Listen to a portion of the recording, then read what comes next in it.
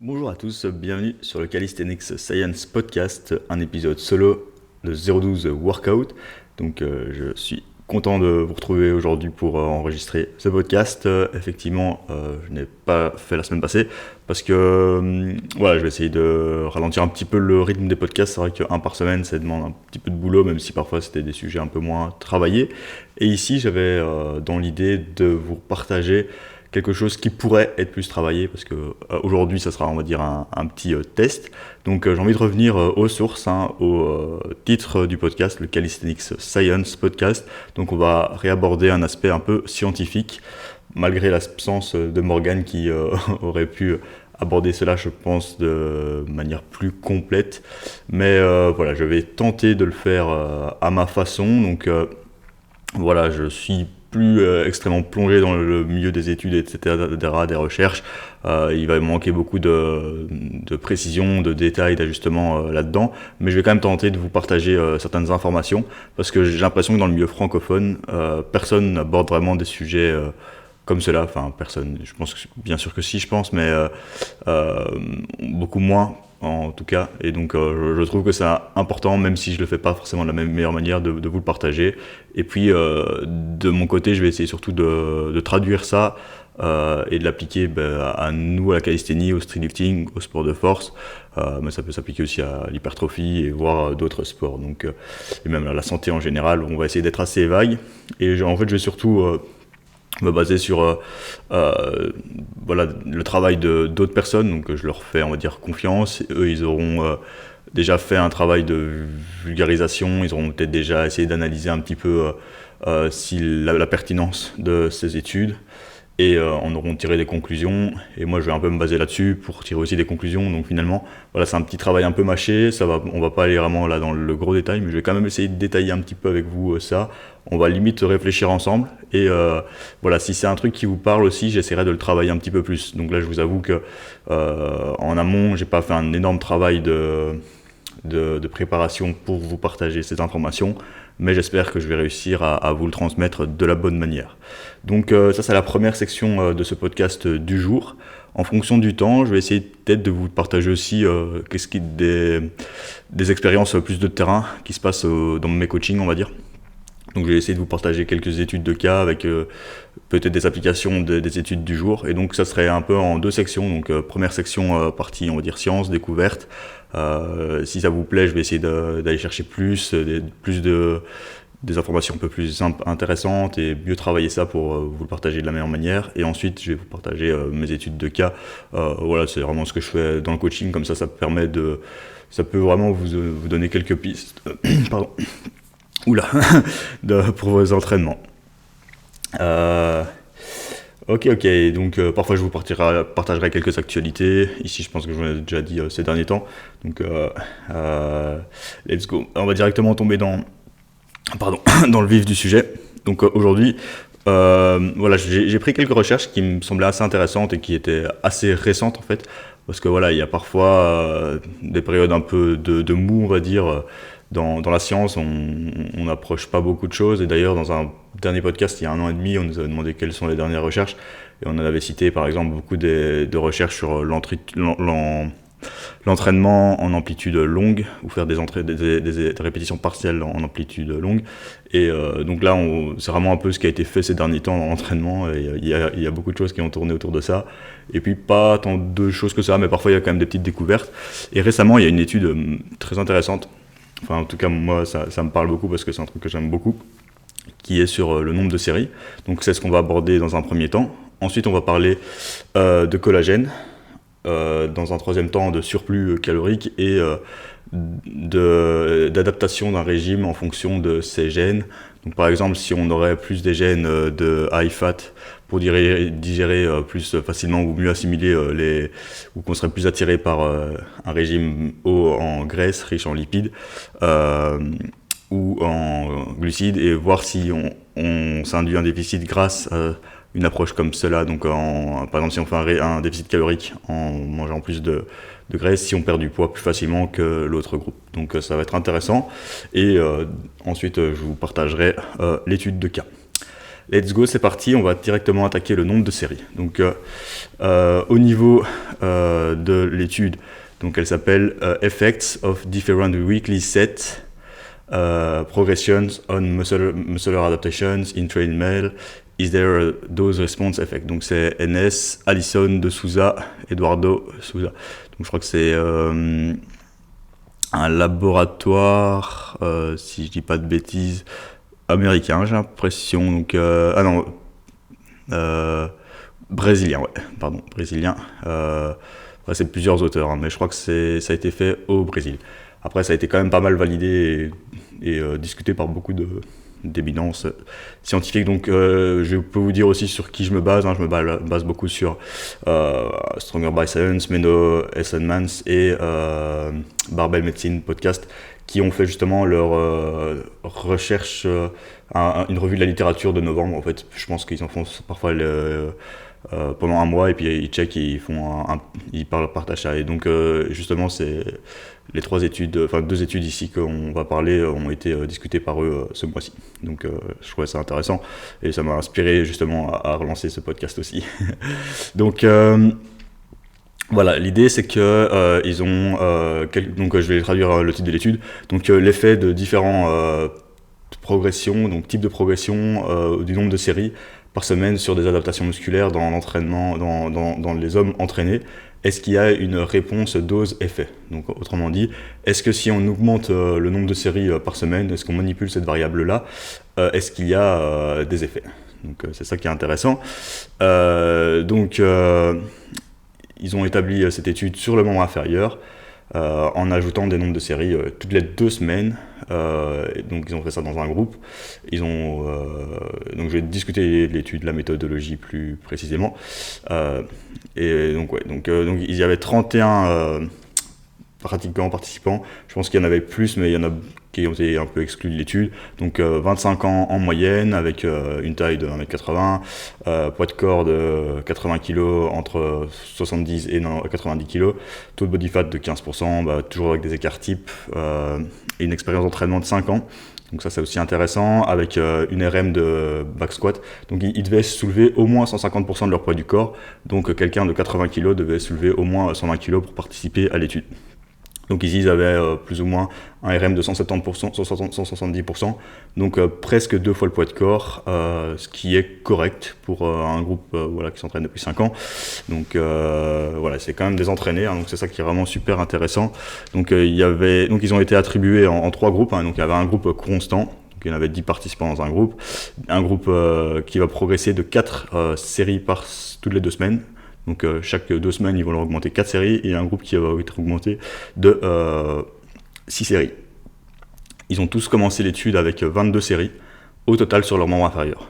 Donc ils ont fait des semaines de lavage, on va dire, pour qu'ils arrivent à peu près au même stade. Et c'était 2 séances par semaine. Donc ils ont déjà mesuré leur section musculaire au niveau du quadriceps, etc., pour voir vraiment l'hypertrophie qu'il y avait, l'épaisseur des fibres, cross-sectional area, l'épaisseur musculaire, muscle thickness, on appelle ça. Et je pense qu'ils ont fait un test de back squat aussi, de RM. Et donc, ils ont démarré avec 22 séries, 2 séances semaine, et ce qu'ils ont fait, c'est qu'ils faisaient 3 mouvements dans leur séance. Donc ils faisaient du squat. Je crois qu'ils avaient un jour entre 6 et 8 reps, et un jour plus lourd entre 10 et 12. Et donc ils avaient, je suppose, 4 séries de squat, 4 séries de leg press, et 3 ou 4 séries de leg extension, j'imagine. Et donc ils avaient ça 2 fois semaine. Donc c'est quand même une grosse séance, jambes bien costaud, on va dire. Presque avec ça, une fois semaine, on est déjà très très bien. Donc c'est pas mal du tout. Ils avaient ça 2 fois. Et j'imagine que par exemple la semaine 3, donc ils ont augmenté 4 séries, donc ils ont dû augmenter de 1 série par exercice, voire 2 sur un exercice.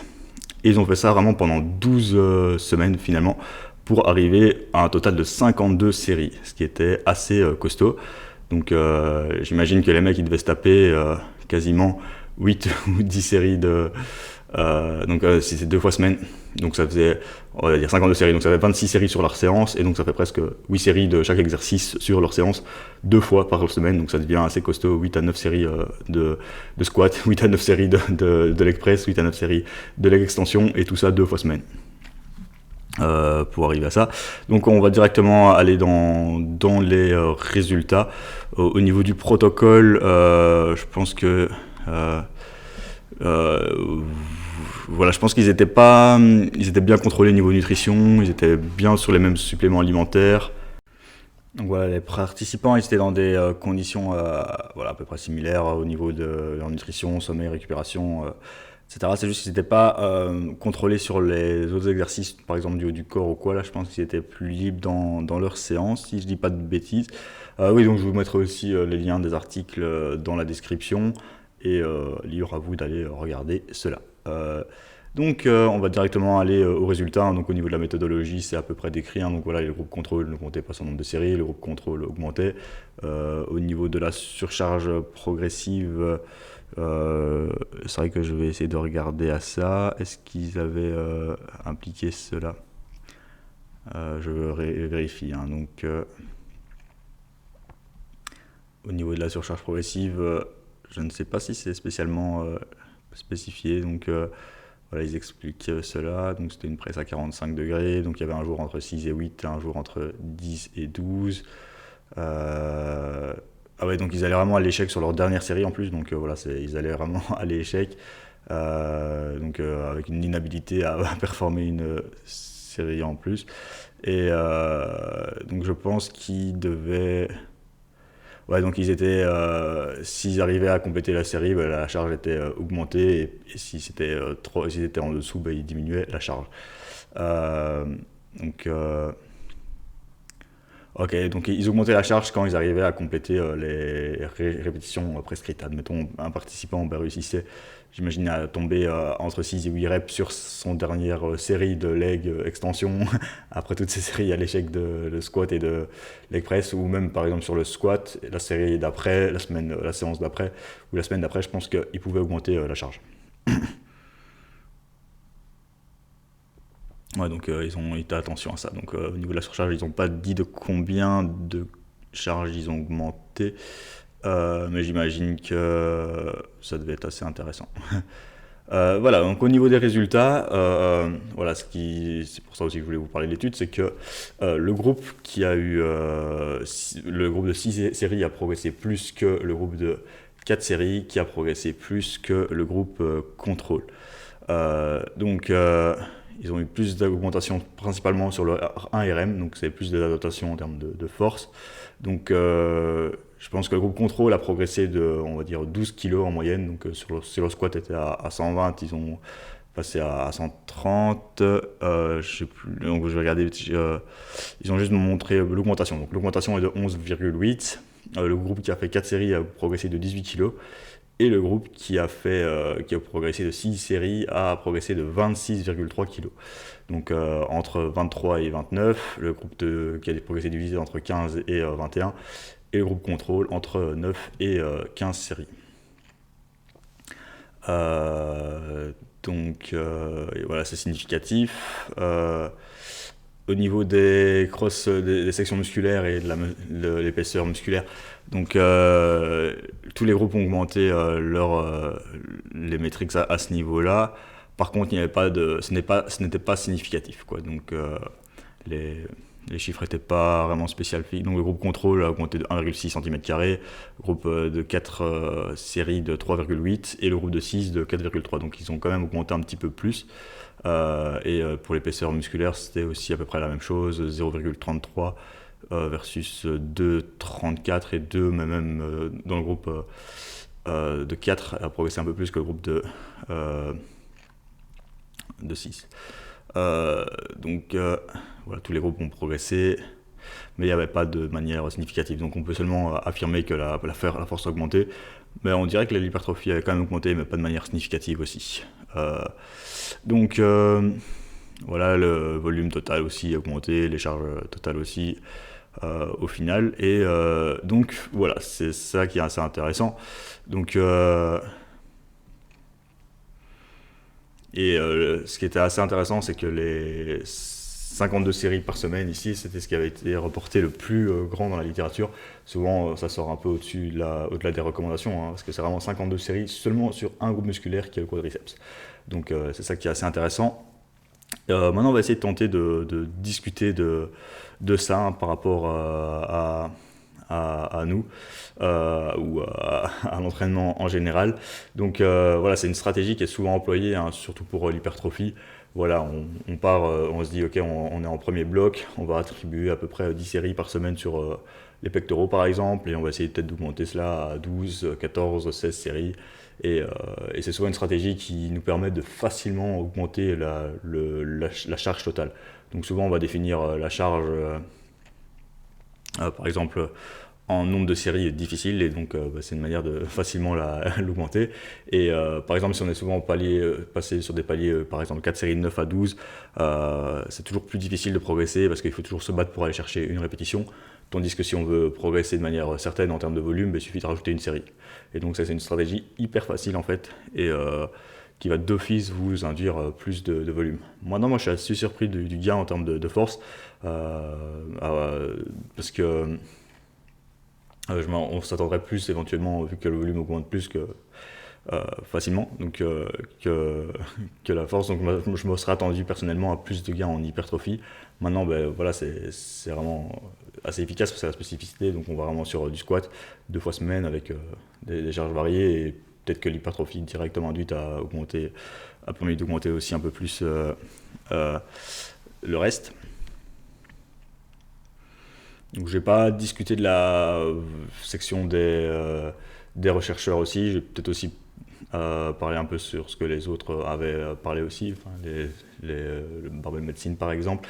Donc eux, ils ont dit que ils étaient aussi assez surpris, assez étonnés par ces résultats. Maintenant, l'application pratique, il y a quand même beaucoup de limites, hein. Donc c'est surtout par exemple le niveau de l'athlète. Donc par exemple, ça on peut parler directement, même s'ils avaient 5 ans d'entraînement, un squat à 170%, c'est solide, mais c'est pas non plus des squats énormes. Donc si on avait un squat à plus de 2 fois le poids de corps, j'imagine que les résultats auraient été différents. De manière pratique, voilà, par exemple, quelqu'un qui squatte 200, on va lui mettre des séries de 6 à 8 à l'échec, plus la leg press, plus ça 2 fois semaine. Ça va être assez compliqué. On ne sait pas ce qu'ils ont fait non plus sur le haut du corps. Donc voilà, en termes de fatigue totale, peut-être qu'ils étaient vraiment focus sur ces 2 séances. Et voilà. Donc le contexte de 5 ans, j'imagine qu'ils avaient quand même pratiqué beaucoup le reste. Peut-être que le quadriceps aussi, c'est un muscle finalement qui peut tolérer beaucoup de volume, hein. D'ailleurs, l'étude nous le confirme, j'imagine. Donc c'est un muscle où on pourra éventuellement se permettre de mettre beaucoup de volume. Peut-être qu'il y a d'autres muscles où on pourrait se permettre de mettre moins de volume, hein. Peut-être que les muscles sur le haut du corps, un peu moins. Je pense que le quadriceps, c'est aussi un des muscles les plus grands. Après, voilà, c'est toujours la théorie, ok, il est grand, mais est-ce qu'il récupère plus lentement, ou alors est-ce qu'il est petit et qu'il récupère plus vite? Ça, c'est toujours aussi des débats. Il n'y a pas encore vraiment de grosses conclusions à ce niveau-là. Voilà, c'est assez intéressant de voir ça finalement. Et donc ça suppose vraiment que je pense qu'on peut dire que l'augmentation du nombre de séries est une stratégie viable. Après voilà, c'est sur 12 semaines aussi, je pense que c'est une grosse limitation, c'est que qu'est-ce qu'on fait après en fait? Si à un moment on ne dit pas on rediminue pour augmenter, si après le bloc, on va dire là ils ont peut-être fait 2 mésocycles, un mésocycle de 12 semaines ou 2 mésocycles de 6 semaines, sur le troisième, qu'est-ce qu'on fait après les 12 semaines? Si on repart plus bas, ça veut dire qu'on doit diminuer éventuellement son nombre de séries, mais si on veut peut-être encore des adaptations, on va peut-être devoir augmenter à 60, à 70, et finalement on se retrouve avec des choses pas très pratiques. Et voilà, c'est peut-être une stratégie viable sur une durée moyenne, sur plus de recul. On a moins de données, et on a aussi moins de données quand on agence ça éventuellement avec d'autres objectifs. Peut-être d'autres types de mouvements aussi, quoi, sur le haut du corps. J'imagine, je me demande un peu ça donnerait quoi. Donc il y a beaucoup de de choses à prendre en compte. Sur des mouvements plus de force, des mouvements plus techniques, bon après le squat, voilà, c'est un mouvement vraiment typiquement de force technique, et finalement c'est le résultat, le outcome qui a eu la plus d'augmentation, et ça c'est assez intéressant. Donc je pense qu'on peut vraiment tirer quelque chose de positif pour nous dire ok, ça peut vraiment valoir la peine de démarrer à un nombre fixe de séries par semaine, et peut-être augmenter ce nombre toutes les 2 semaines par exemple dans cette étude-ci. Moi c'est une stratégie que j'utilise beaucoup, hein, donc j'aime augmenter une série par semaine. Souvent je suis très progressif, hein, au départ je mets pas beaucoup de nombre de séries par semaine, et ensuite j'augmente un petit peu, et c'est une stratégie que j'utilise encore beaucoup sur les skills, pour maximiser le nombre d'expositions sur le mouvement, et c'est peut-être aussi ça qui a permis aussi d'avoir des gros résultats ici, hein. C'est vraiment maximiser le nombre d'expositions, d'augmenter le volume, et c'est vraiment ça qui peut être intéressant. Donc par exemple, moi j'aime bien démarrer avec 3 séries de planches par semaine, donc je mets cela pour beaucoup de personnes, et après c'est toujours difficile d'augmenter des secondes ou d'augmenter la qualité de manière assez importante, ou d'augmenter une progression, voilà, c'est un peu insensé, ou parfois de rajouter une répétition, hein, si on fait des séries un peu plus challengeantes, et du coup la stratégie d'augmenter le nombre de séries est très très intéressante, et en plus ça augmente le nombre d'expositions, on s'expose plus souvent au mouvement, et donc on a plus de chances de progresser, et c'est souvent quelque chose qui fonctionne énormément, je trouve. Maintenant, voilà, je dirais pas non plus à l'échec comme ils l'ont fait dans cette étude-ci. Par contre, sur certains groupes musculaires aussi, c'est aussi une stratégie que j'aime employer sur les groupes musculaires, hein. Comme je disais, je démarre avec une dose conservatrice, j'augmente le nombre chaque semaine, et on arrive voilà, avec quelque chose de sympa. Donc voilà, ce qui est intéressant en fait, cette étude-là, elle nous montre qu'il y a un nouveau seuil, parce qu'on recommandait souvent, voilà, on était conservateur entre 10 et 20 séries par semaine par groupe musculaire, 10 à 30, ok, et on n'avait jamais, il n'y a pas beaucoup d'études qui allaient au-delà de 30, et là on s'aperçoit que c'est le cas, et en pratique dans nos entraînements, il y a beaucoup de personnes qui vont chercher des nombres de séries beaucoup plus grands.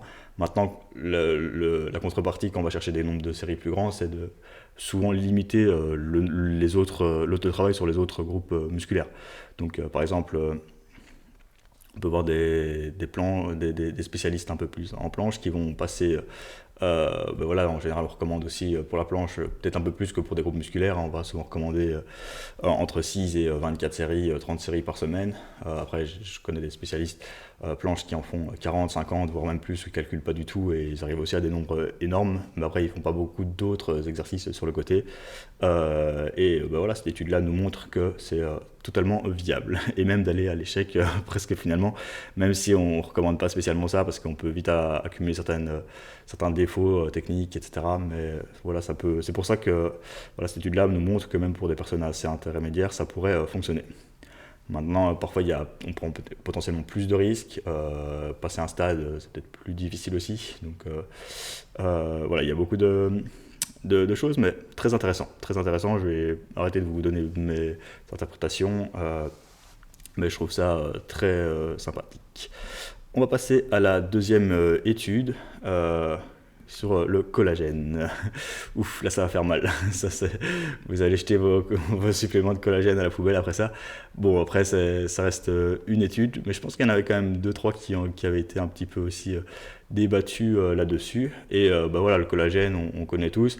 On se dit, on fait un sport de force, en plus un sport où on a besoin de beaucoup de force au niveau des tendons, beaucoup de récupération.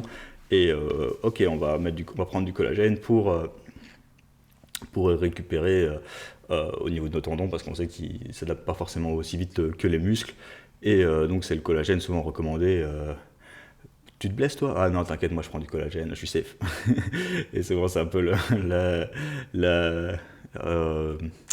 la réponse facile, mais déjà les effets sont très minimes, le mécanisme est très intéressant, hein, donc c'est clair que c'est souvent la protéine qu'on a besoin dans notre corps pour justement régénérer ses tendons, mais de nouveau, parfois c'est pas parce que le mécanisme du complément ou du supplément qu'on va prendre est parlant que les résultats physiologiquement vont être présents.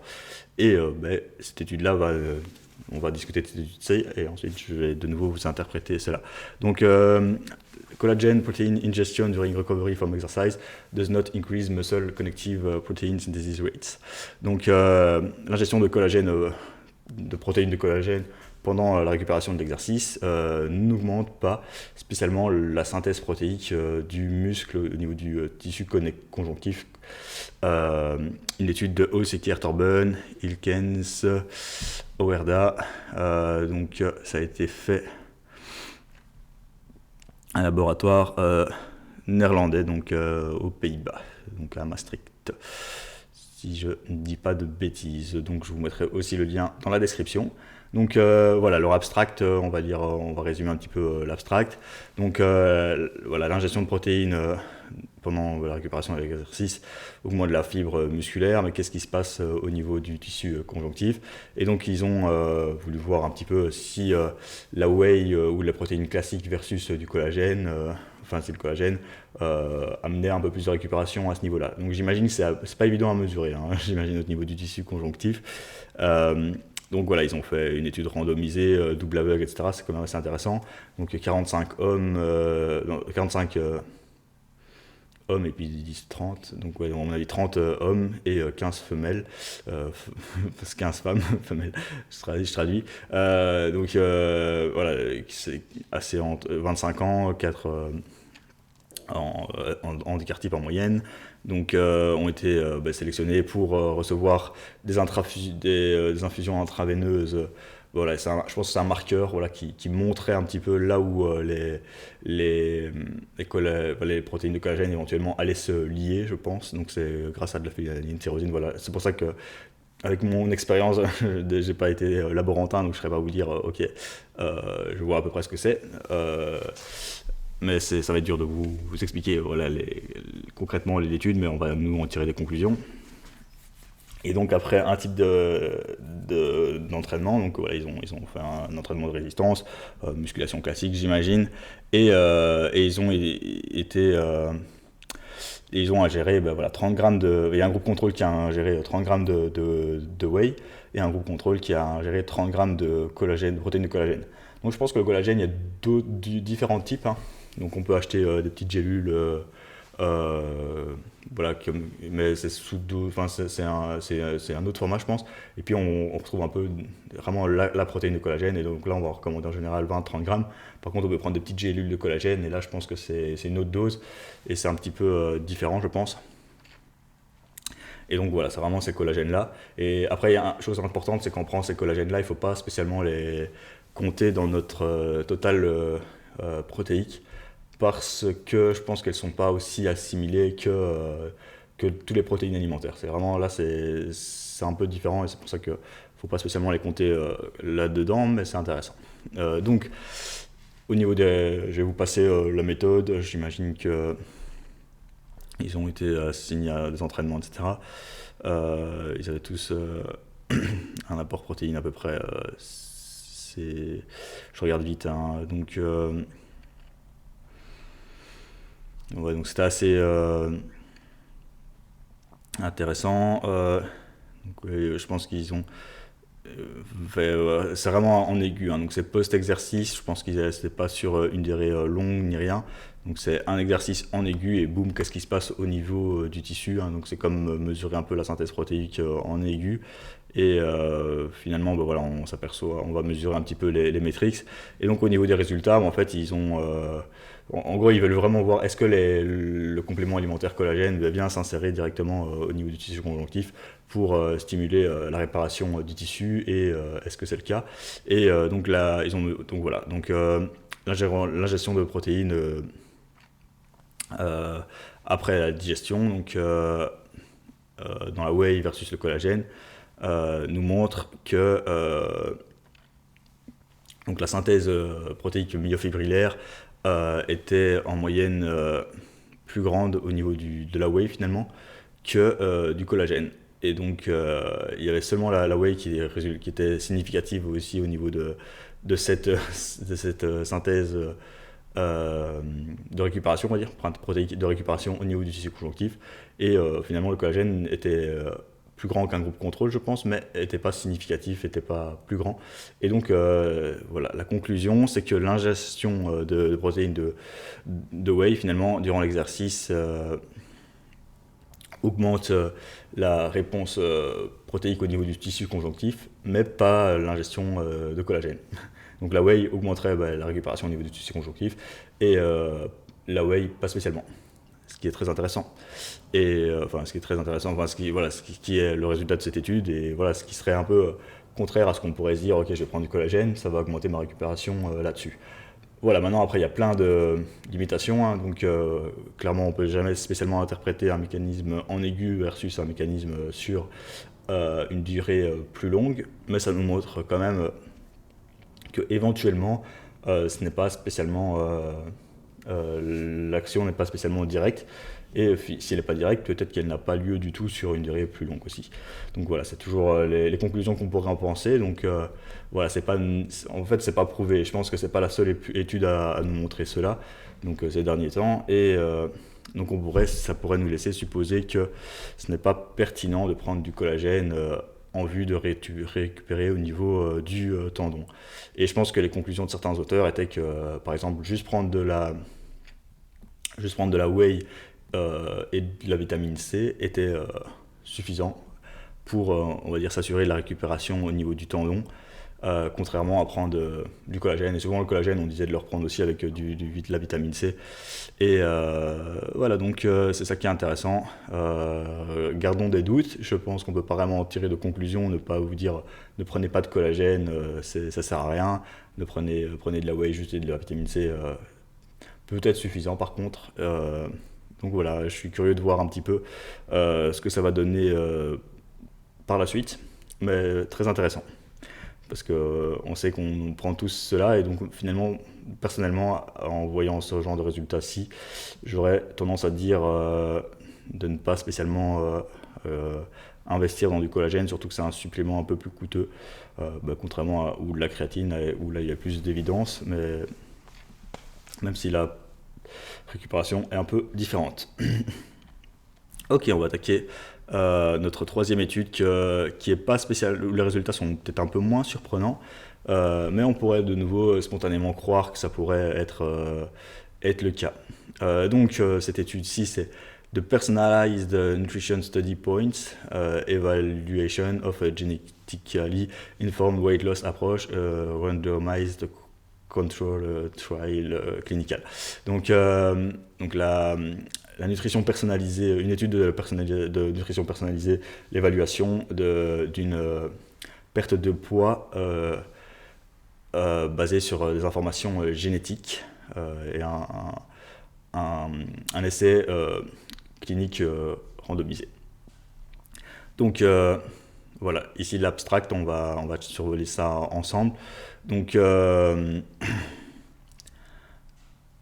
ils ont voulu mesurer la perte de poids entre un régime à calories égales. Donc ils ont induit un déficit calorique. Ils ont voulu mesurer la perte de poids entre un régime à calories égales, mais plus axé haut en glucides, en carbohydrates, et un autre plus axé haut en lipides. En voulant mesurer les différences individuelles en fonction de groupes, basé sur un pattern génotype, donc qui pourrait être différent entre des personnes qui réagissent plus ou moins à des carbohydrates et plus ou moins à des lipides. Et par contre, je ne sais pas comment ils ont attribué, comment ils ont mesuré ça. J'imagine qu'ils ont fait des tests au niveau des questionnaires, ils ont peut-être mesuré des résultats au niveau de l'ADN, etc. Voilà, basé sur l'ADN, on arrive en général à pouvoir évaluer ça. Et souvent, on a un peu... je vais un peu directement dans les conclusions, hein. On pense souvent qu'il faut dire tiens, moi je réagis un peu mieux aux lipides, ou moi je préfère ça, et donc j'ai plus intérêt à me suivre une diète high carb, high fat. Et voilà, cette étude-là est assez intéressante. Donc voilà, il y avait quand même 122 personnes, c'est assez fort. C'est vrai que contrairement aux études aussi avant, au niveau de la limitation, on pouvait se dire tiens, l'échantillon finalement n'est pas extrêmement grand. Donc voilà, donc une perte de poids pendant 12 semaines aussi, où ils ont attribué une diète plus high carb aux mecs qui seraient plus high carb répondeurs, une diète plus high fat aux mecs qui sont plus high carb répondeurs, une diète high fat aux high fat répondeurs, et une diète high carb aux high fat répondeurs. Donc on pourrait s'attendre à ce que les personnes justement qui sont plus high fat répondeurs répondent mieux à du high fat et ceux high carb répondent plus à du high carb. Donc je vais directement vous traduire en anglais, c'est plus facile et même en français on parle souvent de carb et de fat, c'est plus simple. Et donc résultat, c'est que tout le monde a perdu du poids, mais pas de différence, aucune différence, de manière significative en tout cas entre les groupes. Par exemple, ils ont tous perdu du poids, mais pas plus. Les high carb n'ont pas perdu plus de poids en mangeant high carb qu'en mangeant high fat, et ni les autres. Et il y a d'autres résultats assez intéressants là-dessus, c'est qu'ils n'ont pas spécialement été plus en mode cravings, leur énergie n'était pas spécialement différente, donc ils ne sentaient pas spécialement mieux dans leur diète, et c'est surtout ça qu'on aurait pu se dire. Finalement, on aurait pu se dire, tiens, finalement, ça dépend vraiment des préférences de chacun, et là on s'aperçoit qu'il n'y avait pas vraiment de différence là-dedans. Et voilà, c'est intéressant, parce qu'on pourrait se dire, c'est hyper important de personnaliser la nutrition, tout le monde est différent, etc. Et là, l'étude nous montrerait peut-être que, ah ben non, en fait, mais je pense que ça confirme beaucoup d'autres études, qu'il y avait déjà beaucoup d'études aussi sur ça, qui nous montraient que c'était pas non plus très pertinent d'individualiser cela. Maintenant, je pense que la manière dont ils ont mesuré le gène est un peu différent. Et après, il y a peut-être moyen d'aller encore plus dans le détail. Et donc voilà, il y a encore beaucoup de limitations vis-à-vis de ça. Je ne vais pas trop vous détailler les études là-dessus. J'essaie de quand même regarder un peu les données. Je les ai sous les yeux. Donc il n'y a pas du tout de différence dans les génotypes ni rien, dans les profils insuliniques non plus, donc ils ont mesuré les cravings en nourriture, les traits au niveau de l'appétit, les préférences au niveau de l'alimentation, et il y avait de nouveau pas spécialement de différence, donc toutes les tables sont là. L'intervention, la satisfaction aussi, l'adhérence à la diète non plus. Qu'est-ce qu'ils ont? Je vais regarder s'il y a une petite conclusion là. Je vais regarder. Donc moi j'étais curieux de voir un peu comment ils allaient regarder les génotiques. Et donc je pense qu'ils mesurent vraiment des facteurs, donc F, G, F1, 21, R, S. Je crois que c'est des trucs qu'on mesure suite à une information génétique. Donc voilà, c'est assez complet. Maintenant, est-ce que c'est vraiment prouvé et tout? Donc, j'imagine que à ce niveau-là, ça doit être quand même assez intéressant. Je vous avoue que j'ai quelques limites là-dedans. Donc des data anthropométriques, j'essaie de regarder un petit peu les choses en même temps que je vous lis ça.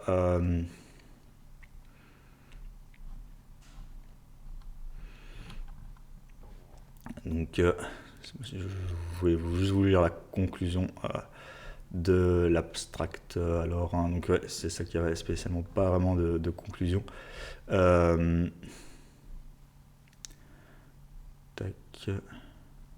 Donc 12 semaines de perte de poids n'ont pas différé entre les génotypes concordants. Donc ils ont tous perdu plus ou moins, donc c'est ça que je voulais voir, 5 kilos. Voilà, même à travers les autres métriques que j'ai citées ici. Donc assez intéressant. Et cette étude-là, je pense qu'ils avaient basé suite à aussi... Barbell Medicine, un podcast, on avait parlé dans leur étude aussi, et ça, je trouvais ça super intéressant. Barbell Medicine, ils ont discuté aussi de qu'est-ce qui se passait quand on donne plus de calories à un groupe. Donc souvent, dans les études, on mesure la perte de poids, etc. Moi, j'aime bien, c'est voir un petit peu ce qui se passe à l'inverse. Donc les gens qui perdent... qu'est-ce qui se passe quand on te donne un surplus calorique, par exemple de 1000 calories, Et il y a énormément de différences individuelles.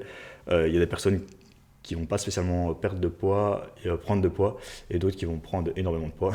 Et c'est là qu'ils basent aussi parfois leurs études sur le gène aussi. Et ils avaient cité une étude qui était faite sur des gens dans la chambre métabolique, je pense. Là-dessus, tu peux vraiment facilement mesurer le métabolisme de base. Ils leur ont induit un surplus calorique. Je pense qu'il n'y avait pas spécialement d'activité physique où ils savaient contrôler qu'il n'y en ait pas, je pense, avec un surplus calorique de 1000. Et voilà, il y avait des personnes qui avaient pris, je ne sais plus c'était quoi la durée du temps, mais rapidement du poids, et d'autres pas du tout. Et je crois qu'ils avaient fait la même chose sur des jeunes. Et là-dessus aussi, il y avait des différences énormes. Donc il y a vraiment des gens qui sont finalement beaucoup plus propices que ça à prendre du poids ou non. Et je ne sais pas s'ils avaient aussi fait un surplus calorique plus high fat ou high carb aussi, pour attribuer cela. Je pense qu'il n'y avait pas... Je suppose, suite à ce genre d'études-ci aussi, qu'il n'y aura pas spécialement de différence. Peut-être un peu plus de différence au niveau de l'insuline avec un surplus calorique au niveau des glucides. Contrairement ici, on peut voir que le profil au niveau de l'insuline n'a pas spécialement changé aussi là-dessus. Et moi, ça m'intéresse ce genre de truc parce que je me dis, tiens, jusqu'où on peut pousser un surplus calorique sans spécialement s'inquiéter de prendre ou perdre du poids, même si en calisthénie, c'est pas du tout pertinent de faire des surplus caloriques grands, même si on peut se le permettre, on va dire. Mais pour pousser les expériences, en termes de satiété, je trouve ça assez intéressant. Moi, c'est une expérience que j'aimerais bien courir sur moi, on va dire, me dire, ok, je vais maintenir un surplus calorique énorme et voir si j'arrive à ne pas prendre ou peu de poids. Comme je pense que Morgan aussi avait fait des surplus caloriques à 4000, 5000. Je trouve ça intéressant. Et parfois, de se dire, ok, j'essaie juste de le faire sans forcément modifier mon comportement, ou alors j'essaie justement de ne pas spécialement faire en sorte que ça m'induise. Voilà, parce que je pense qu'on a tous les deux des grosses dépenses métaboliques, et parfois on peut... même si parfois on sait que pour prendre du muscle il ne faut pas spécialement de grosses dépenses, mais parfois se dire ok, je vais tester, par exemple j'ai déjà fait des prises de masse où je mangeais 3000, 4000, je sais que je prends facilement jusqu'à un certain stade, mais après à mon avis je dois vraiment exagérer pour pouvoir aller au-delà. Par exemple là je suis à 3200 en maintenance, à un poids de corps qui était plus bas que ce que j'avais jamais été, donc là je suis à 76 kg et à 3002 en maintenance, qui est assez grand. Après j'ai une certaine dépense énergétique, ce qui n'est pas non plus énorme, 3002. Maintenant voilà, je me demande à quel point je pourrais prendre du poids. Par exemple si je veux atteindre 100 kg, quel est le surplus calorique que je dois atteindre? Parce que je me rappelle que quand je suis à 4000 calories, je monte rarement au-dessus de 80, 81, et c'est encore correct en termes de composition corporelle. Est-ce que si je passe à 5000, 6000, qu'est-ce qui se passe en mode strongman? Bon après voilà, c'est un peu débile de faire ça, hein. Je pense qu'il n'y a aucun intérêt, hein, juste pour avoir beaucoup d'énergie aux entraînements, etc. En maintenance on se situe bien, si je veux vraiment induire un petit surplus calorique, je devrais manger un petit peu plus. Pas beaucoup je pense, et c'est surtout l'entraînement qui va impacter cela finalement, c'est vraiment l'entraînement qui va changer ça. Mais voilà, donc c'est un domaine qui m'intéresse, et justement Barbell Medicine en avait parlé justement avant d'introduire cette étude sur l'approche génétique aussi, et ça c'est hyper intéressant. Donc je pense que souvent la science elle nous enlève un peu des rêves, je dirais. On pourrait toujours se croire que tiens, telle diète c'est supérieur, tel protocole c'est incroyable, et la science vient souvent nous montrer que finalement non. Et pour revenir aux amplitudes partielles et dans les amplitudes longues, il y avait plein d'études là-dessus, et maintenant on se rend compte en pratique comment est-ce qu'on peut les implémenter. Et là je vais rebondir sur la vidéo de Jeff Nippard qui avait mis là-dessus, et je trouve qu'il justement elle est sortie hier à l'heure où je vous fais ce podcast. Parce qu'on se disait, tiens, ouais, c'est pertinent, mais comment faire en pratique? Parce que souvent, ce qu'on se dit, ok, je vais faire de l'amplitude partielle, mais en fait, je vais tricher. C'est souvent un peu la réticence que j'avais à ce niveau-là. Et c'est quelle amplitude partielle est pertinente à faire, parce que parfois, le risque peut être un peu plus grand, on peut potentiellement plus tricher. Sur cet exercice-là, je sens rien quand je fais ça, c'est un peu pertinent. Et la manière de l'inclure, hein, c'est par exemple, j'aimais bien, c'était le faire. Par exemple, tu vas faire tes 2 séries de biceps curl, et sur ta 3e série, par exemple, tu vas faire ton amplitude partielle à la fin. Donc tu vas faire que la partie, par exemple, on va dire qu'il y a 90 degrés de flexion de bras. Je pense qu'il y a quand même plus, peut-être 120.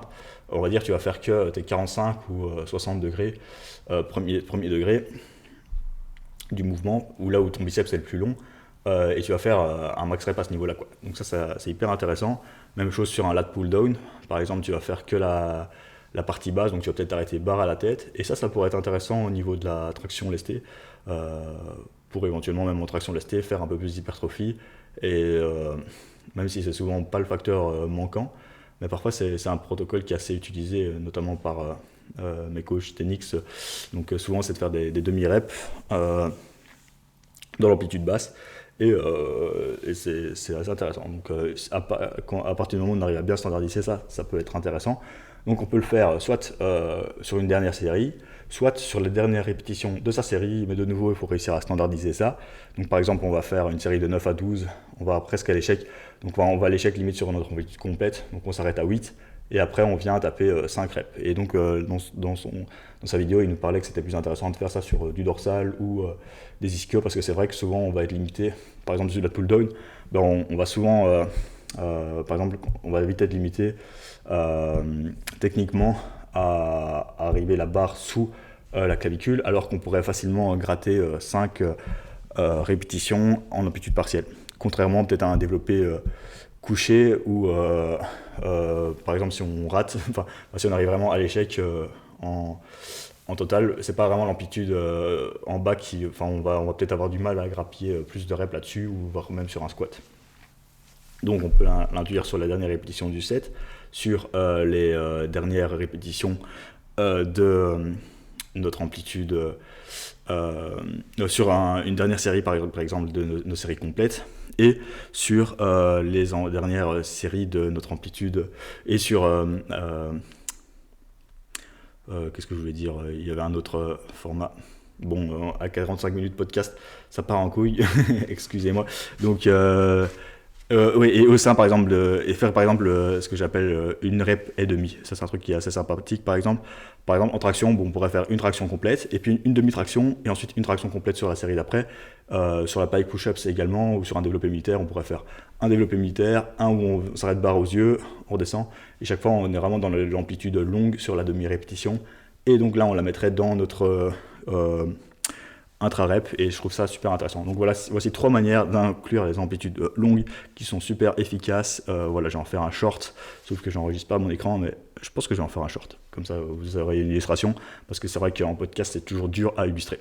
Voilà, c'était pour rester dans la science sur les études récentes. Donc voilà, je pense que ce genre d'épisode, je vais vous les faire, si ça vous plaît, de manière plus travaillée, peut-être que Morgane va pouvoir aussi rebondir sur certaines choses et venir me rejoindre pour vous parler de ça sur des prochains épisodes. Donc voilà, donc en tout cas moi c'était assez cool de le faire, même si je l'ai peut-être pas spécialement le fait de la meilleure manière. Voilà, je pense que scientifiquement c'est assez pauvre, il y a moyen de bien mieux détailler ça de manière plus concise, mais au moins je vous le partage. Si vous ne lisez pas l'anglais ou si vous aimez m'écouter, venant de ma voix, ça peut être intéressant et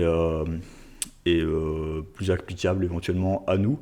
Donc conclusion de l'épisode, n'hésitez pas à augmenter vos nombres de séries, n'hésitez peut-être à jeter votre collagène, n'achetez plus de collagène jusqu'à nouvel ordre, ou gardez un doute, ou si ça vous fait kiffer, voilà, il y a des limites, et si vous voulez perdre du poids, voilà, peu de différence, même si vous pensez que vous êtes plus répondeur aux graisses ou aux glucides, peu de différence.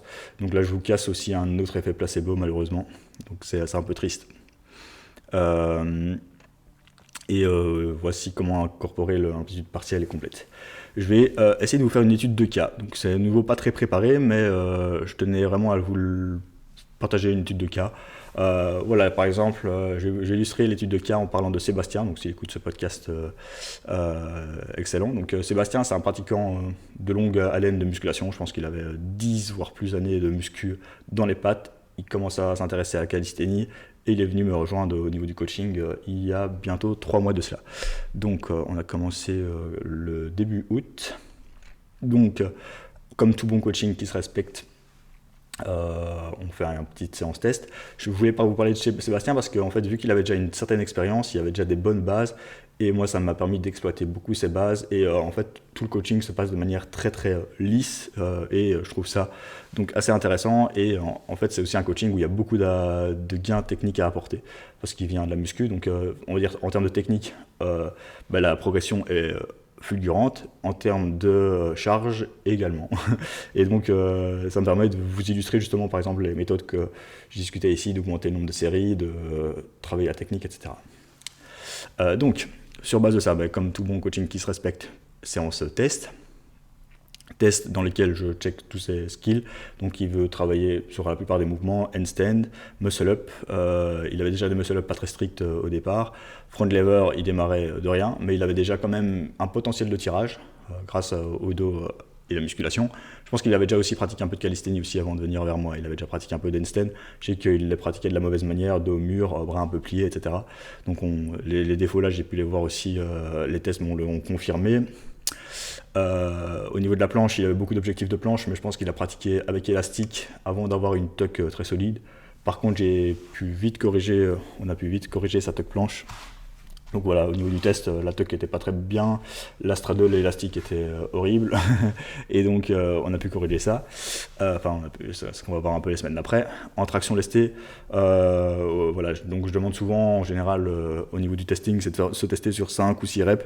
Donc là, c'est 6 reps avec une tentative à 30 kg, un peu dégueulasse, beaucoup de répétitions.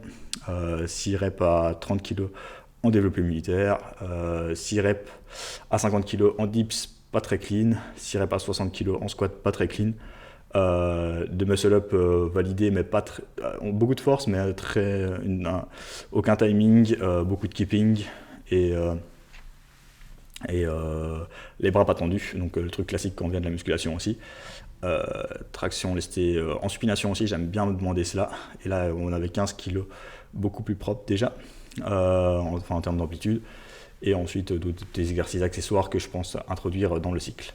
Donc tout ça, ça nous base sur, on a démarré avec 4 séances semaine, donc du handstand quasiment tous les jours, principalement ventre au mur, avec souvent j'aime bien inclure directement si la progression maîtrisée du wall shrug pour travailler les trapèzes, et donc on peut... Donc voilà, une pratique assez régulière, pas beaucoup de séries, hein, donc seulement 4 séries ventre au mur, en général de 15 secondes, parce que l'objectif c'est de tenir 1 minute, et donc je lui ai inclus cela. Après un petit travail de muscle up, donc souvent si le muscle up est ok, je me dis il peut travailler avec ça, au poids du corps, ou avec élastique. Dans son cas-ci, je lui ai mis un muscle up où on n'essaierait de pas faire le dips, parce que pour éviter la partie... difficile là-dessus, et au vu de ces muscle-up, je me suis dit même si je lui corrige sa technique, je suis quasiment sûr qu'il va les valider au poids du corps. Donc on a pu directement travailler au muscle-up poids du corps et au muscle-up traction haute, comme ça on avait une fréquence de 1. Et je me suis dit même au poids du corps, si l'intensité est quand même grande, par rapport à son niveau c'est pas grand, même s'il les valide pas de manière très stricte, par rapport à son niveau l'intensité pas très grande, donc je m'attendais à ce qu'il puisse corriger cela. Et donc ce sur quoi je voulais vraiment qu'on corrige, c'était tendre ses bras, attendre un petit peu plus en bas, en tout cas ne pas tirer quand il allait vers l'avant, et progressivement limiter la flexion de hanche. Ensuite, en termes de planches, on a démarré avec 3 ou 4 séries de planches, donc sur des séries de 4 à 10 secondes. Donc je le laissais assez autorégulé parce que j'avais du mal à savoir quel était son temps de maintien parfois, parce que l'entrée peut vite changer. Sa forme est assez inconstante de série en série, donc c'est un peu difficile à se dire ok, je suis sûr qu'il va me valider des 6 ou 7 secondes. Donc je l'ai laissé assez autorégulé là-dessus, et c'est vrai qu'il y avait des grosses différences en nombre de séries, même de manière autorégulée. Et donc j'avais du mal à savoir lui donner un nombre de séries de secondes assez fixe, ce qui est parfois le cas. Parfois il y a des personnes, par contre, dès que j'arrive à estimer un nombre de séries fixes, je préfère lui dire faire 4 séries de 8 secondes par exemple. Ensuite, pour les dips, sachant qu'il y avait beaucoup, pour les tractions, on est parti en spination, pardon. Je voulais vraiment je trouvais que sa trajectoire était vraiment magnifique, donc la tête raflait bien la barre, très verticale, un gros potentiel de force que j'avais estimé, et donc on est parti sur les tractions lestées en supination avec 2 fois semaine. Si j'avais masqué le texte, donc je prends ma feuille True Coach sous l'œil, donc il y avait 4 séries de 6 à 5 kg et 4 séries de 4 à 10 kg, alors qu'il avait tenté une série de 6 à 30 kg par exemple, pour vous dire un peu parfois les bons que je dois mettre dans le coaching pour pouvoir corriger la technique. En dips, il avait 3 séries de 6 avec du tempo à 10 kg et 3 séries de 3 avec une pause de 2 secondes en bas à 20 kg, alors qu'il m'avait tenté des séries de dips à 50 kg. Donc pour être assez conservateur là-dessus, beaucoup de développé vertical parce qu'il a aussi plus d'objectifs en handstand push-ups aussi qu'en strict. Donc ses objectifs principaux, hein, si je dois les récapituler, c'est le handstand, la handstand press en partant d'en bas, le muscle up, la planche, le front lever et bas de ses pairs en strict lifting. Donc ça fait beaucoup d'objectifs, sachant que le bent arm press to handstand c'est finalement cela, et le muscle up 1 fait partie du streetlifting. Donc finalement c'est quand même beaucoup d'objectifs, mais c'est des objectifs que j'aime bien travailler et qui peuvent tous se faire. Donc voilà, je vous ai illustré un petit peu les formats de départ, hein. Sur le squat par contre il y avait beaucoup de travail de mobilité aussi, il partait fort en arrière, donc j'essaie vraiment de l'avancer un peu plus, fort en antéversion, donc on essaie de corriger ça, et parfois ça demande beaucoup de temps. Donc j'ai aussi fait un squat tempo 4 secondes, 2 secondes en bas, 2 secondes en bas aussi, sans tempo, et puis beaucoup d'exercices d'assistance, hein, d'une clench chest press, du développé couché. Et pour vous illustrer l'augmentation du nombre de séries, pour vous dire, j'ai fait seulement 2 séries de développé couché, 2 séries de incline press, 2 séries, je pense que je lui ai mis du lat pull down. Non, je lui ai même pas. Ah si, je crois que je lui avais mis sur du tirage horizontal à la poulie. Donc je lui ai pas mis de lat pull down. J'avais estimé qu'il allait avoir assez de volume là-dessus et que j'allais peut-être lui introduire dans un cycle ultérieur. Donc au fil des semaines, je vais vous dire un peu les charges après le premier bloc. Donc vu qu'on a commencé assez facile, on a pu tenir 5 semaines, donc ce qui était assez costaud, enfin assez correct. Et donc au départ, hein, les séries de planches, on avait fait 3 séries le jour 1 et 4 séries le jour 2. Sur le jour 2, je ne l'ai pas changé parce qu'il y avait les muscle-up dans la prog. Et plus de séries de pike push-ups aussi. Sur le jour 1, par contre, on a augmenté de 3 à 5 séries. Sur le front lever, je ne l'ai pas trop changé parce que c'est quand même un objectif secondaire, donc je suis resté sur le même nombre de séries. Par contre, c'est un truc que j'ai souvent tendance à augmenter. Le muscle-up aussi, mais c'est pour ça aussi que je n'augmente pas spécialement le nombre de séries en front lever. Là, je suis resté assez correct. Le dips, on avait démarré à 20 kg, on a terminé à 30 kg avec des pauses. Et 22,5 à des séries de 6 avec du tempo. La traction, on a terminé avec 20 kg au plus lourd et 15 en démarrant assez bien. Donc finalement, on travaille presque avec 10 kg en dessous de son, on va dire, maxi théorique. Ensuite, on a récupéré. Donc voilà, finalement, tout se passe super facilement. Donc le premier cycle, tout smash. La planche était beaucoup plus constante, la progression. On a pu tester son Advanced One Leg Front Lever directement après. Donc il est passé du Advanced Tuck au Advanced One Leg en un cycle. Et ensuite, donc là, je fais des séries tampons. Donc je vais vous illustrer la première série du 5e mésocycle. Donc en fin de mésocycle aussi précédent, le muscle-up était complètement strict. Donc il y a eu quelques échecs dans la programmation, parce que souvent il arrivait en haut, mais il partait fort les jambes en avant. Il y a eu quelques échecs, mais finalement on a validé son muscle-up strict. Après un cycle, son handstand était dégueulasse au début, bras pliés et tout. À la fin, presque parfait. Donc un peu de difficulté au niveau des bras, mais tout le reste très parfait. Et souvent, ça me dérange pas parce que je me dis que souvent en libre, il va pouvoir corriger cela. Et donc, ça nous fait première semaine du deuxième méso.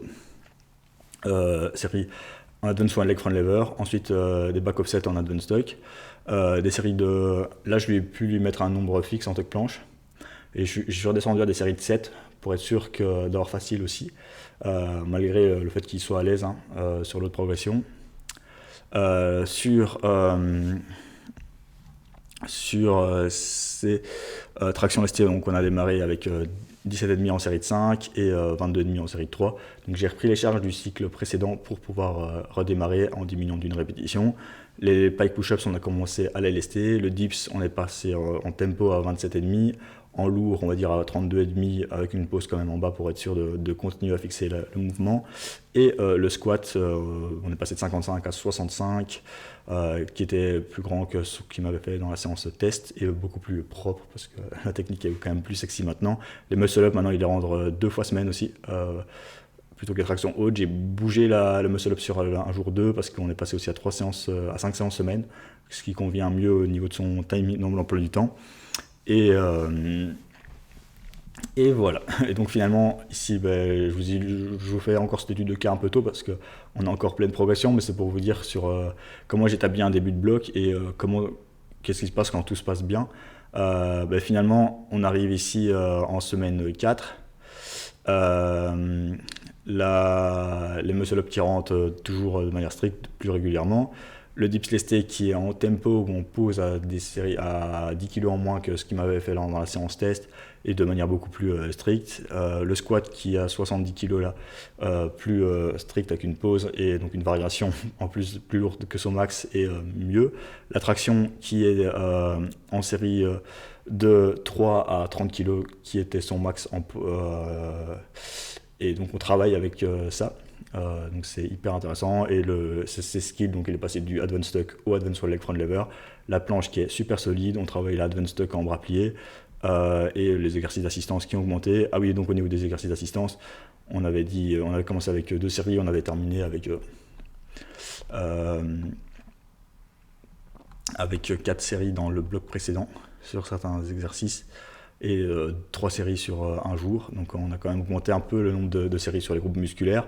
Quand on fait x2, finalement ça fait quand même une belle augmentation du nombre de séries. Sur la planche, on avait aussi augmenté de 2 séries.